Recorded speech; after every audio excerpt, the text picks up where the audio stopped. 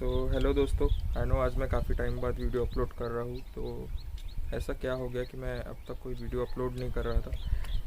Actually 6 महीने पहले just मैं दिल्ली शिफ्ट हुआ और दिल्ली में सरवाइव कर पाना मतलब एक बहुत ज़्यादा टफ होता है। तो स्टार्टिंग में ही मेरे दिल्ली में मेरा फ़ोन चोरी हो गया था, OnePlus, जो कि 60,000 के आसपास का था।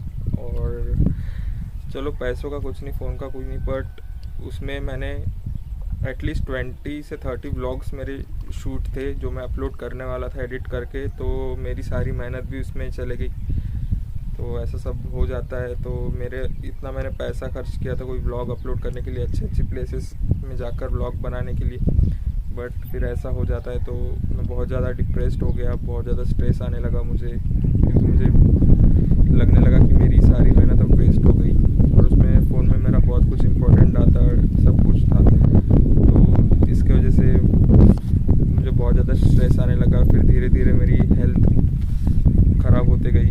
हेल्थ मेंटल कंडीशन थोड़ी मेरी स्ट्रेस की वजह से बहुत ख़राब हो गई। ये स्ट्रेस मतलब बहुत गंदी चीज़ है, आप कभी मत जाने इसमें। स्ट्रेस डिप्रेशन के काफ़ी ज़्यादा लॉन्ग टर्म इफ़ेक्ट होते हैं जो अभी नहीं पर कुछ सालों में बाद में निकल आते हैं। और इसलिए आप स्ट्रेस में कभी मत जाना। तो 6-7 महीने पहले मेरे पैरों में दर्द शुरू हुआ, और मतलब कोई नॉर्मल सा दर्द नहीं, काफ़ी ज़्यादा दर्द शुरू होने लगा। मैं कॉलेज में जाता चलता तो वहाँ पर भी मैं चल नहीं पाता था, बहुत सी क्लासेस मेरी मिस हो जाती थी। तो और ऐसा मुझे लगता कि मेरे पैर के अंदर, मेरे कमर के यहाँ पे नर्व रूट मेरी कई डिस्क में वगैरह अटकी पड़ी है, फंसी पड़ी है। तो मैं बहुत ज़्यादा दर्द महसूस करता था और काफ़ी टाइम हो रहा था। मैंने चेकअप वगैरह कराया तो उसका कोई असर नहीं होता था। काफ़ी डॉक्टर्स के पास दिखाया मैंने, और धीरे धीरे मेरी मतलब हेल्थ और बिगड़ते चली जा रही थी। मैं जैसे कि कफ भी करता तो भी मेरी नर्व खींच जाती थी पैरों की, और कभी स्नीज़ भी करता तो भी मेरे पैरों की नर्व खींच जाती थी। तो मैं बहुत ज़्यादा पेन में रहने लगा, और मेरे शरीर में ऐसे जलन टाइप मच जाती थी, जलन होने लगती थी मेरी बॉडी। और फिर धीरे धीरे ये बढ़ रहा था। मैंने फिर डॉक्टर ऑर्थो सर्जन को भी दिखाया मैंने, और फिर ऑर्थो सर्जन वालों ने तो पहले मुझे बस ऐसे ही पेन किलर वगैरह दिए। उनको लगा कि CID का होगा, तो मुझे कोई रिलीफ नहीं मिल रहा था। फिर और मैंने और बहुत से डॉक्टर्स को दिखाया। देखो गाइस, इतने सारे मतलब फाइल्स इकट्ठा हो गए मेरे पास डॉक्टर्स के, और ब्लड रिपोर्ट्स, MRI, सब कुछ, एक्सरे वगैरह सब कुछ कराया। सब कुछ नॉर्मल था।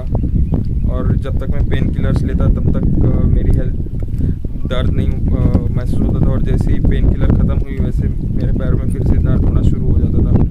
तो मैं बहुत ज़्यादा वरीड था, और अभी पेन मतलब दिन ब दिन और बढ़ता जा रहा था इतने महीनों से। मतलब मैं आगे भी नहीं चल पा रहा था, आगे पैर भी नहीं रख पा रहा था, और ऑब्वियसली मैं हिल भी नहीं पा रहा था, इतना ज़्यादा हो गया। तो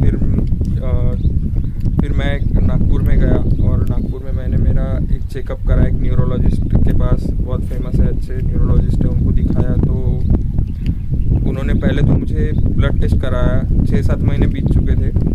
तो उन्होंने तो मुझे पहले कहा कि यार इतने दिनों से बाकी डॉक्टर्स लोगों ने तुम्हें ब्लड टेस्ट क्यों नहीं करने लगा है। तो ब्लड टेस्ट किया, MRI किया, तो वहाँ पर ब्लड टेस्ट में मेरा HLA-B27 पॉजिटिव आया, जो कि मतलब एक रेयर टाइप जेनेटिक डिजीज़ होती है, जेनेटिकली आती है और रेयर होती है। इसमें ये होता है कि ऑटो इम्यून डिजीज़ होती है, जैसे कि अपनी बॉडी ना अपने बॉडी के सेल्स को ही अच्छे इम्यूनिटी को ख़त्म करने लगती है, और ये काफ़ी ज़्यादा फैल चुका था मेरे बॉडी में। तो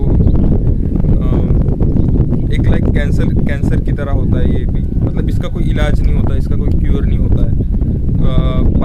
मतलब कितने भी कुछ सालों बाद में वो डिसीज़ पूरी तरह ये हो जाती है। तो अभी तक कि उसका कोई क्योर नहीं है।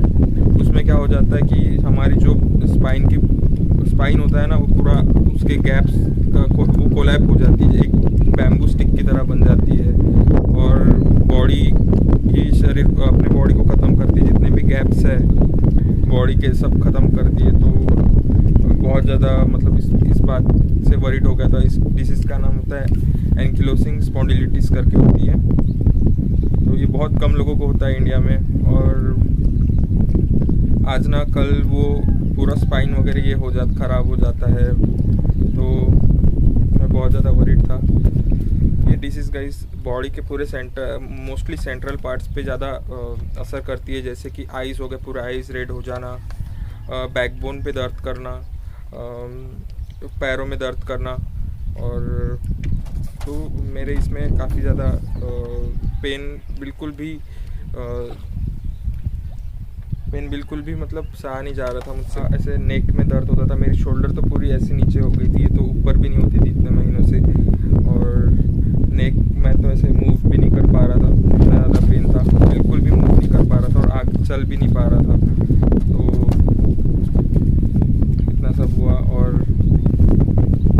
मेरा बीपी बहुत ज़्यादा हाई रहने लगा था उस वक्त। एटलीस्ट 160-180 तक बीपी चला गया था मेरा। तो मुझे एडमिट भी होना पड़ा, 2-3 बार मुझे एडमिट होना पड़ा।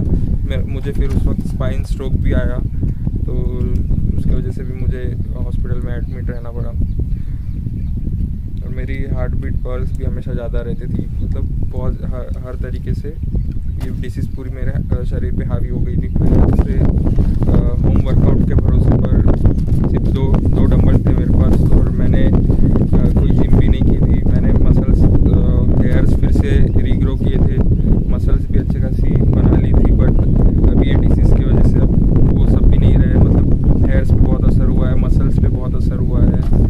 तो मैं तो चल भी नहीं पा रहा था तभी, और इसलिए मेरा जिम भी पॉसिबल नहीं रहा मुझसे। और सिर्फ 24 की एज में मेरी 160-180 अभी बीपी रह रही है। ब्लड प्रेशर मेरा काफ़ी ज़्यादा रह रहा है।